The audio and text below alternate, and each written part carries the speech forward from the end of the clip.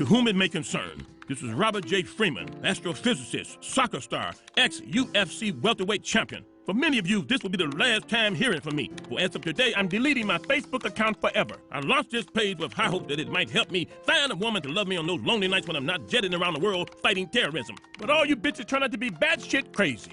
Like that batshit crazy Carlita, the Dominican drug queen. An average-sized man can smuggle more cocaine in his rectum than you think. Or that batshit crazy Tara, who tried to kidnap my grandson Riley. He's just adorable! I can't give him back!